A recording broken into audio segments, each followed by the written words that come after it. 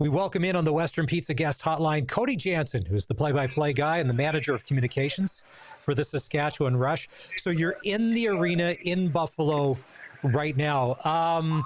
And as we kind of get into the lacrosse world, everybody comes from everywhere, but then to get to Buffalo, easy travel schedule or a little complicated? Yeah, it's actually really not that hard. Like half the team's pretty much from out east anyways, so it's just getting the guys into Toronto. A lot came Wednesday night, Thursday morning. You hop on a bus, and it's a couple hour bus ride down to Buffalo. And yeah, this afternoon, I mean, the guys are practicing right now. So you get in, you get a practice, get a good meal, good sleep, and then tomorrow is just a regular game day for them. Wait, you guys aren't sharing ice time and dressing room space with the Buffalo Sabres at the moment? Did they not make the playoffs this year? Is that not a no? The schedule was wide open for the Bandits to use? Yeah, the turf's been down for a while. Okay. But the Pagula family, who owns the Sabres, who owns the Bills, they also own the Buffalo Bandits, don't they? Yeah, they do. They own the Bandits and the Rochester Nighthawks in the NLL. Is there anything that they don't own? I think they own a pretty good chunk of the new football stadium going up here, too. Nice. All right. So with the Saskatchewan Rush set to take on the Buffalo Bandits in the National Lacrosse League final, Cody, when they broke training camp, did you see something special in this team that you would think, we got a legitimate shot this year to be one of the best teams in the NLL? I think there was a true belief at the start of the year, and that's something where last season it felt like more of a, let's see what we've got. Let's see where guys' potential can go. And this year was more of a, we know what we have, we know what we can be, and so let's go out there and do it. You've got veterans on this team. It's not all a young squad, even though they are one of the youngest in the league.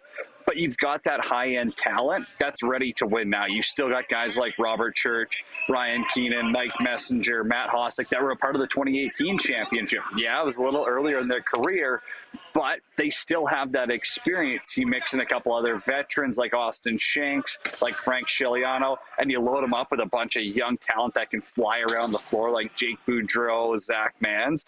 It just felt like a team that was due to get over that hump. And once they got rolling at the end of the season, I don't think anyone's surprised it's Bandits Rush in the finals. You mentioned Matt Hossack, Defensive Player of the Year for the National Lacrosse League. Was it even close? Like, was it one and then nobody else beyond that? No, he was the number one. It's funny enough. I was talking with Barney probably months ago on this program, and I was like, I think it would be crazy if he doesn't win it. And that's like January, February.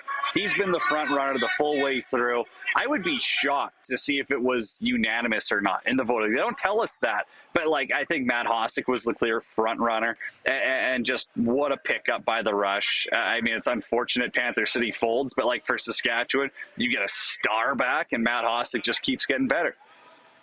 So why is he so good? I mean, because keep in mind, it's not all offense. You got to play defense, but what sets him apart from everybody else, even his own teammates? Yeah, I think that what sets him apart is he gets the toughest matchups night in, night out. And he does the best. He's causing turnovers on the best players in the league. He's holding them scoreless. He's holding them, to outside, to minimal chances. You look at a team like Halifax, and so as a right-handed defender, you're guarding the left-handed forwards. Their lefties line up with Dawson Thede, who's 6'5", 240 pounds, just absolutely runs downhill. You got Cody Jamieson, one of the best left-handers ever to play the game. You've got Mike Robinson, a young righty, set a scoring record at Delaware. They have a stacked lefty group, and Matt Hossack and company just absolutely shut them down. And so I think that's the difference maker, is that you've got a defender who truly changes the game. He doesn't just help the Rush. He is the reason on some nights why the Rush win, because he's that dominant. And he provides offense also. He can score in transition. He had a clutch goal in Game 2 against Halifax. He ties the game with 3.8 seconds left. Like, he just does it all, and it's so consistent. So, yeah, he was the front runner, and it wasn't even close. You mentioned the 3.8 seconds in the Halifax. Let's be honest here. When there's 30 seconds left, it's not looking good. When there's 20 seconds left, Everyone's a little nervous. What a comeback. And to call that, like, how awesome was that? That's why we love sports. Yeah, it's the best part about sports is it's unpredictable. No one could predict it, right? A minute left, the team's down by 2. You get 1 6-on-5 opportunity, and Zach Mans is on the wrong side of the floor and puts one top shelf, and all of a sudden you're like, oh my goodness, there's a chance. And then they get another opportunity because Nasa wins the face-off, and they don't score. I think it was Clark Walter had the opportunity, got stopped, and it's, right? Just devastating. You're like, okay, that was our chance, whatever. Now there's 10 seconds left. You're like, Hail Mary time, basically. Like, you got to cause a turnover and score. Just to cause a turnover is tough enough. To cause a turnover and score, you seen those like win probability charts? You know what I'm talking about, man? It's like it's like the calculator kids in the hockey world are posting. I think the Rush would have been at like 0.001. Like, there was such a slim chance, and it's just what makes sports the best. It's what makes lacrosse the best, is you're never out of it, and goals come so quick. Yeah, that was something else. I know the Rush had been on the wrong end of one of those back in 2017, but to force overtime like that was insane. That overtime winner, that was a beautiful goal. Like, I mean, there's some beauties in lacrosse. That was a beautiful goal. Just a perfect bouncer, right? Like, there's so many different types of shots that forwards can take in lacrosse. You can shoot from different angles. And for Austin Shanks to shoot on his former goaltender, just knows perfectly, like, hey, I'm going to bounce this a foot outside of the crease. It's probably going to end up between his knees and hips. It's going to have a little bit of room far side. It's just like, you couldn't walk it up there any better. It was just so perfectly placed, and he does it against his former team. 2 goals in the game, 8 goals in the round, leads the playoffs with 10 goals. Austin Shanks, what a free agent signing, and end of the day, it pays through in the semis. Cody Janzen joins us from the Saskatchewan Rush from the Western Pizza guest hotline here. It's NLL Championship weekend, Game 1 tomorrow night, KeyBank Arena in Buffalo, Bandits Rush. Frank Chiliano, goalie of the year in the NLL. Obviously, he's going to have 2 of his best games for Saskatchewan to beat Buffalo. No small task. What does he need to do to make this happen? He's just got to keep kicking like he is. He's just been holding teams to single digits. And if you're doing that as a goaltender consistently, you're giving your team a puncher's chance, right? It's not like hockey where there's a certain standard, or like, you have to be over a 900 save percentage. You got to do this or that. It's not like that in lacrosse. You just have to give your team a puncher's chance. Doesn't matter if you hold the other team to 5 or 9. Because it's just how games are played. Some games are all fast in transition, tons of power plays. Other, it's sit back, defend. And so for Frank Chiliano, he's just got to do what he does, and that's make the saves look easy. If he's got good rebound control, if he's seeing the outside shots well, he's the best goaltender in the league, bar none. He was the most consistent throughout the regular season. And so for the defense, give Frank the shots he wants. And for Frank, it's, you got to get a good start. Tough place to play. It's going to be loud. It's going to be packed. But you get off to a good start. You kind of silence the crowd. You get settled in. He's a veteran.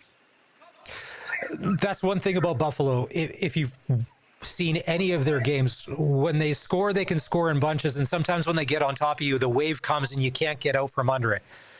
Do the Rush have to withstand the first 10 minutes of the game tomorrow night, get their bearings, get set, and then go from there? Is the first 10 going to be critical for them to get off on the right foot? Yeah, I think their offense is very similar to Halifax in that they jump out on teams early, and as you said, they score in bunches. So just like the game in Halifax, although they did score the first goal, the Rush found a way to weather that storm, and then they started tacking on goals of their own early. So that first quarter is huge. You can't fall behind against a team like Buffalo. They've won 2 straight championships. They know how to win. So you really have to slow down those runs. If you can hold the runs to 1 or 2 goals, that's awesome. If all of a sudden they start scoring 4, 5, 6, you're going to be in a tough spot against the previous champions. All right. Let's switch gears. Are you happy that the Oilers beat Vegas and are off to the Western Conference Final? Yes or no?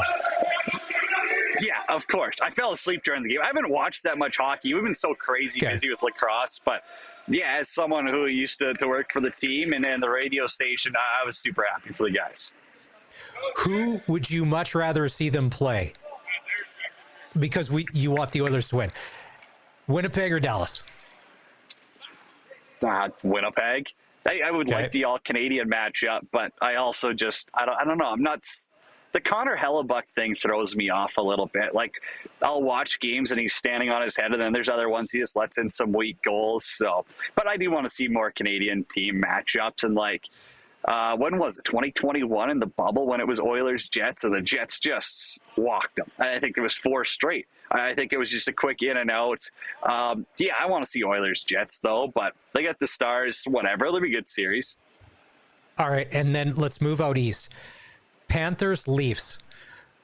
Are you more excited if the Panthers win because they could go after a second Stanley Cup, or that social media will completely melt down should the Leafs lose and it's another year of the core four does not get it done? How's it going to melt down more than last night? That was just toxic Twitter at its finest. Yeah, the Leafs meltdown's always funny to me. I don't know. It's just one team where they get all the hype in Canada. They get talked about 24/7, and they can't get it done past the second round. So, yeah, I'm just happy to see the Panthers beat them up a bit. I would have never thought 6-1, but 6-1 is how it all turned out. Cody Janzen, play-by-play guy and manager of communications for the Saskatchewan Rush. Best of luck tomorrow night. Let's do this clean. A win tomorrow in Buffalo and a win Sunday at SaskTel Center in Saskatoon, and that championship is ours. We appreciate the time, and go Rush. We're all wearing black and green this weekend. All right, time to take a break. When we come back, the Sports Cage continues, and if you want to be part of the show, you can always get to us on the Prairie Land Rentals text line at 306-936-6262. This is the Sports Cage on the home of local sports in Saskatchewan, 620 CKRM.